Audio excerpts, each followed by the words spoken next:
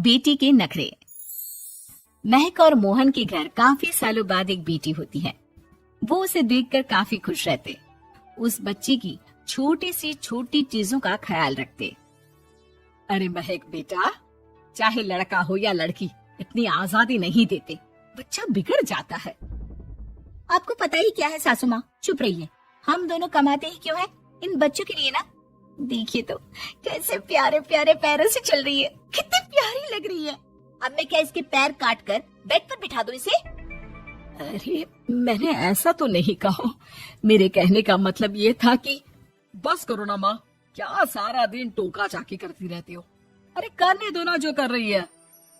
दोनों मियाँ बीवी अपने अपने काम में लग जाती हैं और सास मंदिर चली जाती है। लेकिन बेटी सौम्या घर में तेल का डिब्बा लेकर फैला देती है।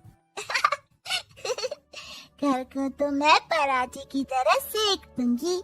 मैंने सारा तेल फैला दिया, अब मैं इसे सेक दूंगी।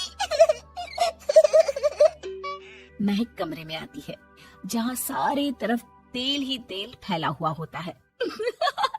अरे मोहन देखो तो, अपनी छोटी सी बच्ची की हरकत, पूरे घर में तेल फैला दिया। मोहन भी आकर हंसने लगता है। छोटी सी सौम्या को लगता ही नहीं कि उसने कोई गलत काम किया है। वो भी खुश हो जाती है।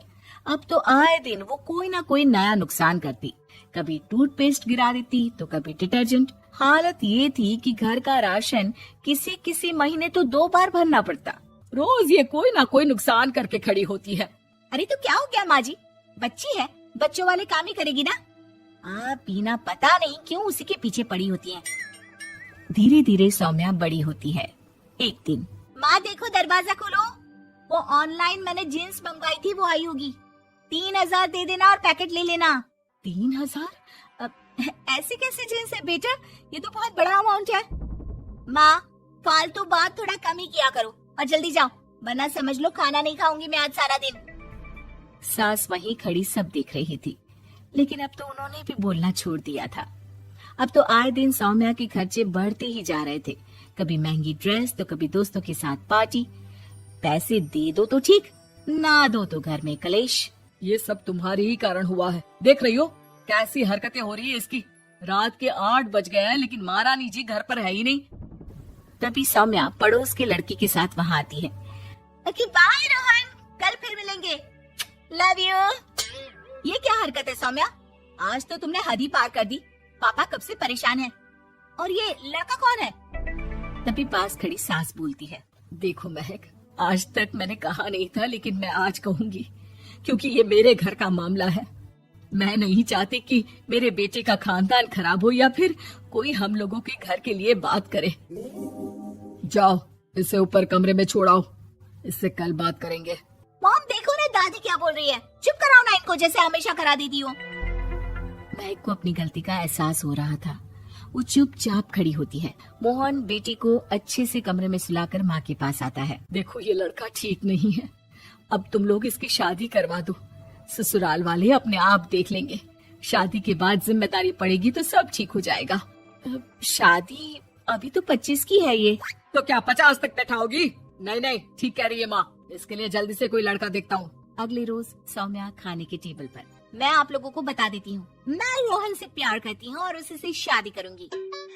रोहन? वही ना सक्सेना का लड़का, वो सक्सेना जो पिछले महीने ही जेल से छूट कर आया है। वो जेल नहीं, काम के सिलसिले में अमेरिका गए थे।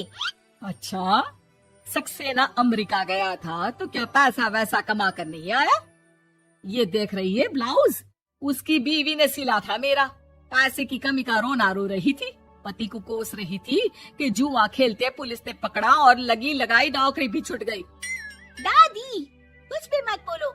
मॉम दादी को चुप कराओ ना। दादी जो बोल रही है ठीक बोल रही है। तेरे पापा ने तुझे देखने के लिए लड़के वालों को कल बुलाया है, समझी? अगले रोज लड़के वाले सौम्या को देखने आते हैं और उसकी शादी मयंक से हो जाती है। शादी के बाद सौम्या मायके आती है। वाह माँ, कितनी अच्छी शादी कराई आप लोगों ने मेरी। लेकिन मुझे कुछ दिन और यहाँ रहना है। अरे बेटी, ये तेरा ही तो घर है, जितनी मर्जी रहे। और क्या, दमाजी कैसे है? अरे वो मयंक नहीं आया, कल शादी, आज तो अकेले, सब ठीक तो है ना? महक एक बार फिर सास पर चढ़ बैठती है। अब बस करिए ना माँ जी, अब तो ज्यादा ही हो रहा है। माना आपकी कुछ बातें मैंने नहीं मानी, लेकिन अब ये मेरी बेटी मायके आई है तो क्या उसका मतलब यही कि वो लड़कर आई है? हाँ पीना।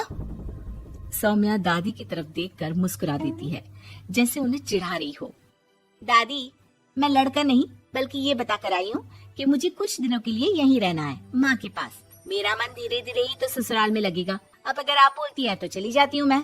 अरे नहीं नहीं बेटी, ये मतलब नहीं था तेरे दादी के बोलने का। सौम्या कमरे में चली जाती है और अगले ही पल जींस टॉप पहनकर बाहर आती है। माँ, मैं ना अपनी सहेली के घर जा रही हूँ, आने में देर हो जाएगी, खाना मैं वहीं खा लूंगी।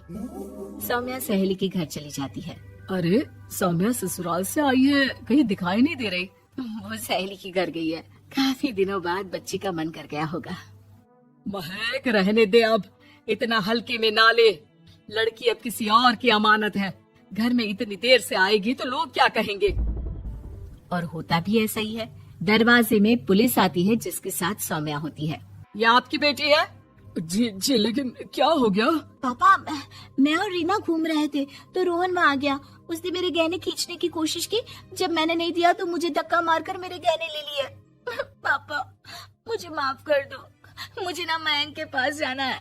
आप उसे फोन कर दो, वो मुझे ले जाएगा। दादी आप ठीक कहती थी, वो अच्छा लड़का नहीं है। कोई बात नहीं बेटा, मयंक का फोन आया था, उसे तेरी याद आ रही थी, लेकिन वो तुझे भी अपनी जिंदगी जीने से नहीं रोकना चाहता था। मैं उसे बोल दूंगी कि वो कल तुझे लेने आ जाए। अगले दिन, चलो सौम्या, मैंने आज रात की फिल्म की टिकट और 5 स्टार होटल में खाने के लिए टेबल बुक कर दी है। फिर क्या, सौम्या खुशी खुशी अपने ससुराल चली जाती है और महक को बड़ों की सीख की कीमत का पता चल जाता है।